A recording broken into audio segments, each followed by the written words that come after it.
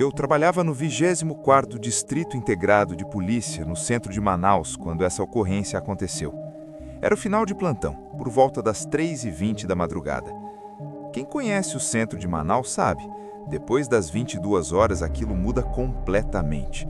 As lojas fecham, a movimentação some e fica só aquele eco das ruas antigas, os prédios históricos escuros e o cheiro do Rio Negro vindo com o vento. A Centrão repassou a ocorrência como perturbação e possível invasão na Rua Barroso, chamado anônimo. O estranho é que a pessoa que ligou não quis se identificar, só disse: "Tem gente dentro da casa, mas não devia ter." Eu e meu parceiro seguimos. Quando entramos na Rua Barroso, já senti aquela sensação ruim. A rua estava vazia demais, nem morador de rua, nem carro passando. A casa era antiga, fachada colonial, pintura descascando, sacada de ferro enferrujado. A luz do segundo andar estava acesa, mas aquela casa estava fechada há anos. Eu sabia porque já tinha passado ali outras vezes. O portão estava só encostado. Empurrei devagar. Ele fez aquele barulho metálico que ecoa na madrugada inteira. Entramos no quintal. A porta principal estava aberta. E o pior, tinha luz acesa lá dentro. Eu anunciei: "Polícia, tem alguém aí?" Nada. Entramos. O piso de madeira rangia sob nossas botas. A casa parecia parada no tempo. Móveis antigos cobertos de poeira, mas havia algo fora do lugar. A poeira no chão estava marcada, como se alguém tivesse caminhado recentemente. Seguimos as marcas até a escada, e então ouvimos passos no andar de cima. Lentos, arrastados. Meu parceiro me olhou. Subimos. O segundo andar tinha 3 quartos e um corredor comprido com janela para a rua. A luz vinha do último quarto. A porta estava fechada, mas dava para ouvir um som lá dentro. Não era conversa, não era TV. Era algo como um choro, baixo, contido. Eu empurrei a porta. O quarto estava vazio. Só uma cadeira no centro e a luz balançando levemente, como se tivesse sido tocada. O choro parou. O ar ficou pesado, muito pesado. Meu rádio começou a chiar. Interferência. Normal na área central às vezes. Mas então eu ouvi claramente no meio do ruído: "Ele está atrás de você." Eu virei na mesma hora. Não tinha ninguém. Mas a janela do corredor, que estava fechada, agora estava aberta e a cortina balançava. Só que não tinha vento. Corremos até a janela. Dava para ver a rua inteira lá de cima. Vazia. Absolutamente vazia. Quando voltamos para o corredor, percebemos uma coisa que não estava ali antes. Pegadas. No chão de madeira. Molhadas. Como se alguém tivesse saído do rio e entrado na casa. Mas a casa ficava a várias quadras da orla. As marcas iam até a escada. Descemos rápido. A porta da frente estava fechada, trancada por dentro. Eu tinha deixado aberta. Tentamos abrir. Não girava. Foi quando ouvimos o som vindo da sala. Um arrastar de móvel. Lento, pesado. Fomos até lá. A sala estava igual, exceto por um detalhe.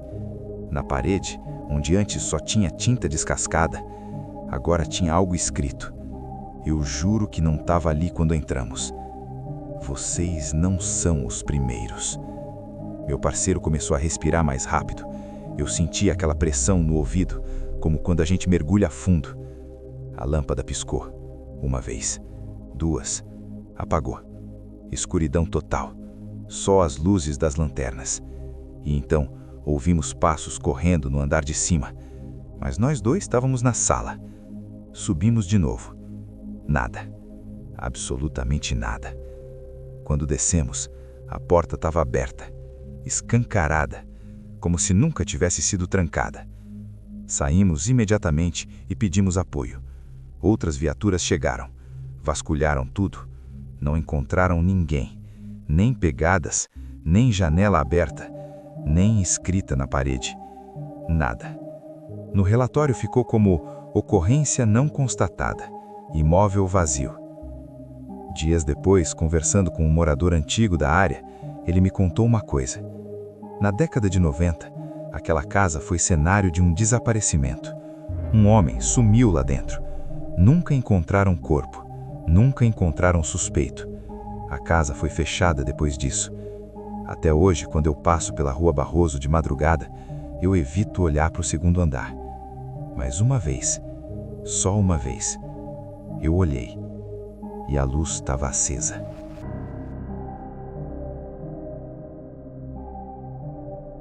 Eu trabalhava na região central de São Paulo há quase 9 anos quando isso aconteceu. Quem conhece o centro de madrugada sabe, São Paulo nunca dorme. Mas tem lugares que parecem fora do tempo. A Santa Ifigênia, depois das 2 da manhã, é diferente. As lojas fechadas, fios elétricos cruzando o céu, prédios antigos escuros e aquele silêncio estranho entre um barulho distante e outro. Era 3h12 quando o Copom repassou a ocorrência. Possível invasão em prédio abandonado, Rua dos Gusmões, próximo à Santa Ifigênia. Prédio antigo, comercial, fechado há anos. Chamado feito por um vigia noturno de outro quarteirão. Ele disse que viu luzes no último andar. Eu e meu parceiro seguimos.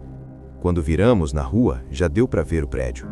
Escuro, grande, fachada suja de poluição, janelas quebradas nos andares superiores. Mas tinha uma luz acesa, no 8º andar. Branca, fixa. Não parecia lanterna, parecia lâmpada mesmo. Paramos a viatura. O vigia estava do outro lado da rua. Ele jurava que viu uma sombra passando várias vezes na janela. O portão principal estava fechado com corrente, mas a porta lateral estava aberta. Entramos. O cheiro era forte. Poeira, mofo, infiltração. O térreo estava vazio. Antigas lojas com portas de ferro enferrujadas. A escada era estreita e escura. Decidimos subir a pé. Cada andar tinha um corredor comprido, salas comerciais abandonadas, portas arrancadas, tudo vazio. Silêncio absoluto. Quando chegamos no 6º andar, ouvimos passos acima, lentos, como alguém andando descalço no concreto. Paramos. O som parou. Subimos mais um lance. O som voltou. Um passo, depois outro, arrastado. Eu gritei: "Polícia! Se tem alguém aí, apareça!" Nada, só o eco da minha própria voz. Chegamos no 8º andar.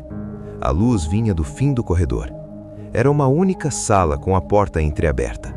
A lâmpada lá dentro estava acesa. Eu entrei primeiro. A sala estava vazia, sem móveis, sem fios elétricos aparentes, sem nada. Só uma lâmpada pendurada no teto, acesa. Mas o prédio não tinha energia ativa há anos, isso constava no sistema. Eu me aproximei da parede e vi algo que me fez gelar. Desenhos. Rabiscos feitos na tinta descascada, como se alguém tivesse usado carvão. Eram figuras humanas, altas, magras, com olhos grandes e pretos, todas viradas para o centro da sala, onde nós estávamos. Meu parceiro chamou meu nome. Quando virei, ele estava olhando para o corredor. Eu fui até ele. O corredor estava diferente, mais escuro. A escada que ficava visível no final não estava mais lá. Só um vazio escuro, como se o prédio acabasse ali. Meu rádio começou a chiar. Interferência pesada. Depois uma voz. Mas não era a central. Não era código. Era uma respiração. Lenta. Próxima. Eu senti algo atrás de mim. Virei rápido. Nada. Mas quando olhei para a sala novamente, os desenhos na parede tinham mudado. Agora havia mais uma figura, no centro, do tamanho de um homem normal. E ela estava desenhada com algo mais escuro, como se fosse mais recente. Meu parceiro sussurrou: "A gente precisa sair." Voltamos para o corredor. A escada tinha voltado. Descemos rápido. No 7º andar, ouvimos passos acima, correndo. No 6º, o som vinha de baixo. No 5º, parecia estar ao nosso lado, mas nunca víamos ninguém. Quando chegamos ao térreo, a porta lateral estava fechada. trancada, por dentro. Eu tinha deixado aberta. Tentamos abrir, não cedia. Então ouvimos passos na escada, descendo, lentos, firmes, um por um. Eu apontei a arma para o escuro da escada. O som parou no último degrau, mas ninguém apareceu. O ar ficou gelado, muito gelado. E então, no vidro sujo da porta, eu vi um reflexo. Não era meu, não era do meu parceiro. Era uma silhueta alta, logo atrás da gente. Quando virei, não tinha ninguém. A porta destravou sozinha. Literalmente ouvimos o clique. Saímos. A rua estava igual. O vigia perguntou se encontramos alguém. Eu olhei para cima. O 8º andar estava completamente escuro, sem luz nenhuma. Solicitamos apoio e retorno com equipe técnica no dia seguinte. Voltamos pela manhã. O prédio estava lacrado, sem sinal de energia. Subimos até o 8º andar novamente. A sala estava lá, vazia, sem lâmpada, sem fio, sem rabiscos, paredes completamente limpas. No relatório ficou como prédio vistoriado, nada constatado. Mas tem uma coisa que eu nunca contei oficialmente. Quando cheguei em casa naquela manhã, exausto, tirei o colete e fui para o banho. Quando saí do banheiro, vi algo no espelho do quarto. Um risco escuro na parede atrás de mim. Eu me aproximei. Era um desenho, pequeno, feito como carvão. Uma figura alta, com olhos escuros, virada para mim. Eu apaguei na hora. Nunca contei isso a ninguém da corporação. Mas até hoje, quando passo na Santa Efigênia de madrugada, eu evito olhar para o 8º andar. Porque eu tenho a sensação de que, se eu olhar, vai ter alguém olhando de volta.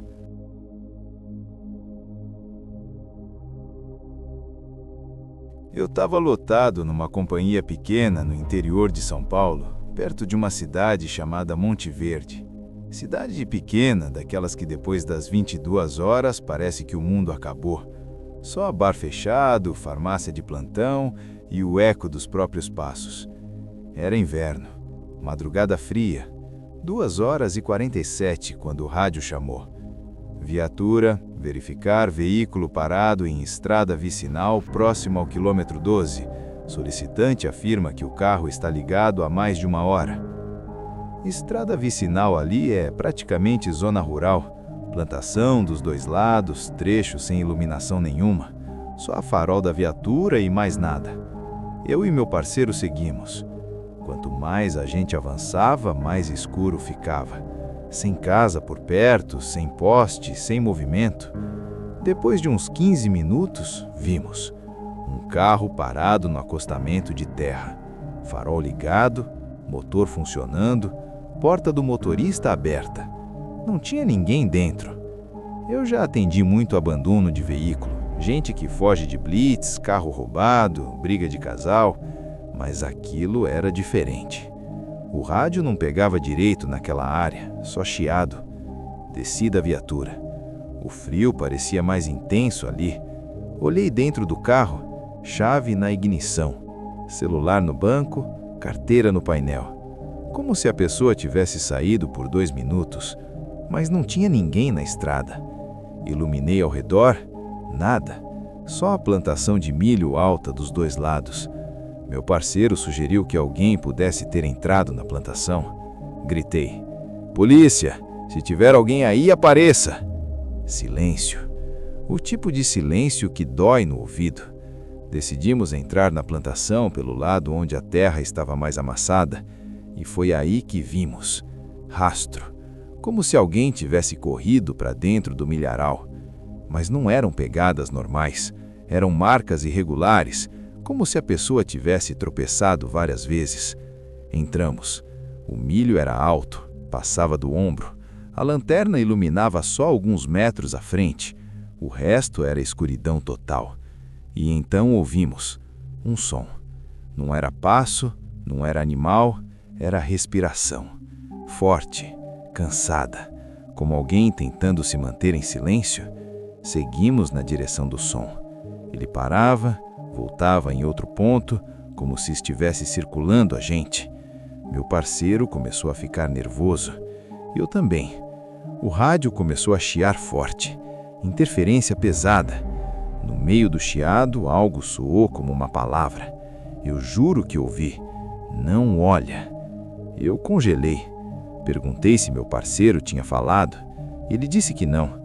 O som da respiração ficou mais próximo. Muito próximo. Eu virei a lanterna rápido para trás. Nada.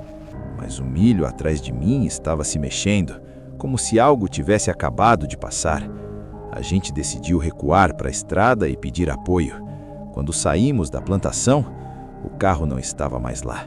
A estrada estava vazia, completamente vazia. Eu senti o estômago gelar. Não tinha como aquele carro ter saído. A gente estava ali há poucos minutos. A estrada é reta por quilômetros. Não ouvimos motor, não vimos farol se afastando. Simplesmente sumiu.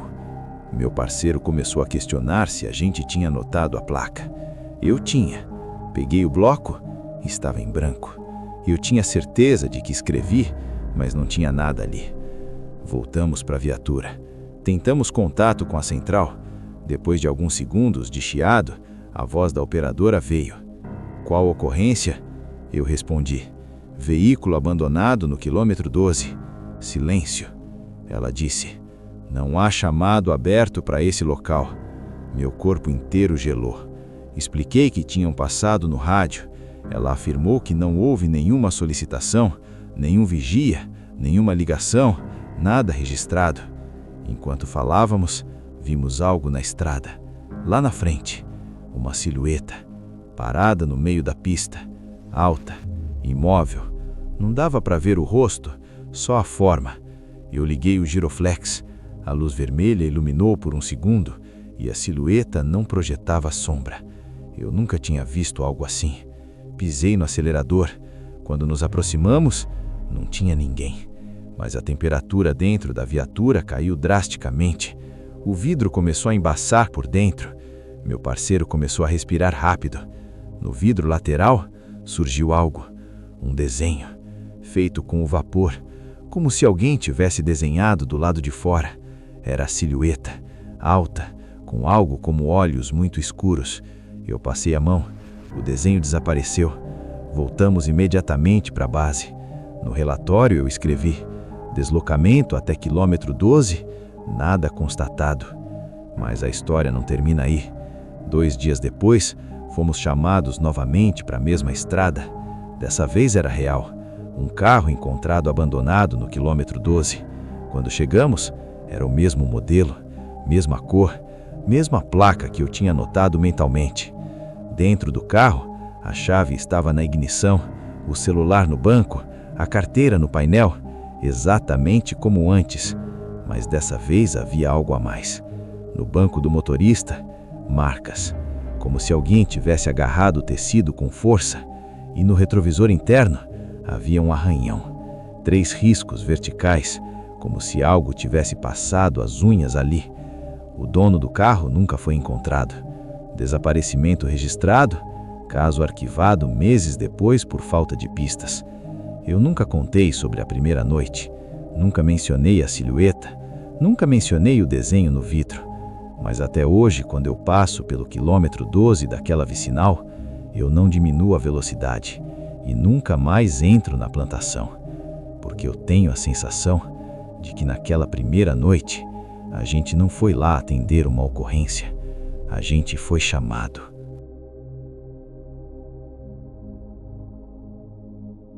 Eu estava lotado numa companhia pequena no norte do Mato Grosso, perto de uma cidade chamada Rio Tucum. Cidade cercada de fazenda, estrada de terra e mata fechada dos 2 lados. Ali, depois das 21, a cidade praticamente apaga. Era agosto, tempo seco, madrugada fria. 3h11 quando o rádio chamou. Viatura, verificar possível acidente na estrada do Rio Tucum, próximo à Ponte Velha. Solicitante afirma ter visto o carro parado e alguém pedindo ajuda. A estrada do Rio Tucum era conhecida, trecho longo de chão batido, sem iluminação nenhuma, com uma ponte antiga de madeira sobre o rio. Já tinham acontecido alguns acidentes ali anos antes. Eu e meu parceiro seguimos. Quanto mais a gente avançava, mais escuro ficava. Só farol iluminando poeira suspensa no ar. Quando nos aproximamos da ponte, vimos algo estranho. Não havia carro nenhum, mas havia marcas recentes de pneu na terra e havia pegadas, indo em direção à beira do rio. Paramos a viatura. Desci primeiro. O silêncio ali era diferente. Não tinha som de inseto, não tinha som de água corrente. O rio parecia parado. Iluminei a ponte. Nada. Mas quando virei a lanterna para a margem, vi algo. Uma mulher, de pé, do outro lado da ponte, parada. Cabelo comprido cobrindo o rosto, vestido claro, imóvel. Meu parceiro perguntou se eu estava vendo. Eu confirmei. Gritei: "Senhora, aconteceu alguma coisa?" Ela não respondeu, não se mexeu. Começamos a atravessar a ponte. A madeira rangia alto. Quando chegamos no meio, ela não estava mais lá. Simplesmente não estava. Iluminei tudo ao redor. Nada. Mas as pegadas na terra continuavam ali. Desciam para a margem do rio. Seguimos. As marcas eram pequenas, pareciam pés descalços, mas o detalhe que me fez parar foi outro. As pegadas estavam fundas demais para alguém tão leve, como se a pessoa tivesse muito mais peso do que aparentava. Descemos até a margem. A água do rio estava lisa, sem correnteza, sem reflexo de estrela, nada. Meu rádio começou a chiar. Interferência forte. Tentei contato com a central. Nada. Só chiado. No meio do ruído, eu ouvi algo. Parecia uma voz feminina, baixa, quase cantando. Mas a boca dela não estava se mexendo, porque ela estava atrás de mim. Eu senti antes de virar. Quando virei a lanterna, ela estava a menos de 2 metros, imóvel, cabeça levemente inclinada, cabelo cobrindo o rosto. Eu não ouvi passo nenhum. Meu parceiro estava congelado. Eu tentei falar. "A senhora precisa de ajuda?" Ela começou a se mover, não andando, deslizando, lentamente, em direção à água. Os pés não levantavam do chão. Quando chegou na beira, parou. A cabeça começou a erguer, devagar, muito devagar. O cabelo caiu para trás, e o que eu vi ali não parecia humano. Os olhos eram escuros demais, como se não houvesse parte branca. A pele estava pálida demais, e havia marcas no pescoço, como dedos pressionando.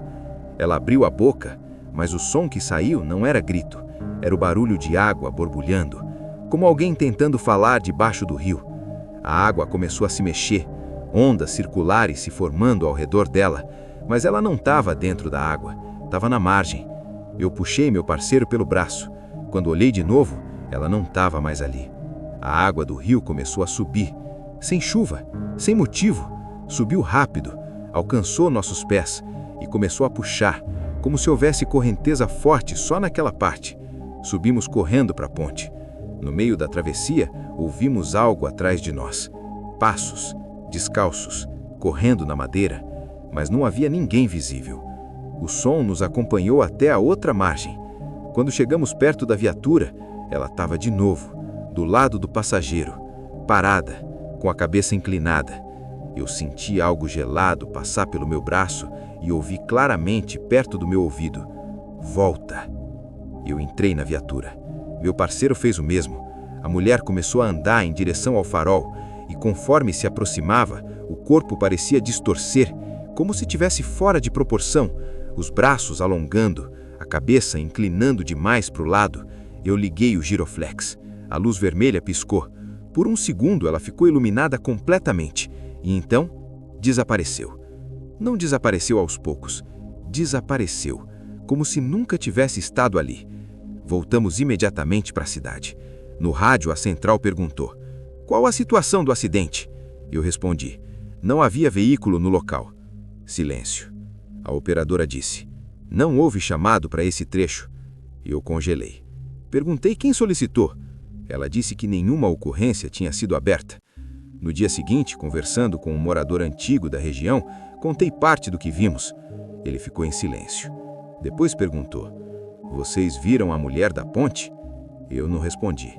Ele continuou: "Anos atrás, uma moça caiu ali de madrugada. Dizem que não foi acidente. O corpo apareceu dias depois, preso numa raiz perto da margem. Desde então, quem passa ali de madrugada vê uma mulher pedindo ajuda. Mas quem desce para ajudar, alguns voltam, outros não. Eu nunca mais passei pela ponte do rio Tucum de madrugada. E até hoje, quando escuto interferência no rádio, às vezes, no meio do chiado, eu ouço aquele som, como água borbulhando, tentando falar meu nome.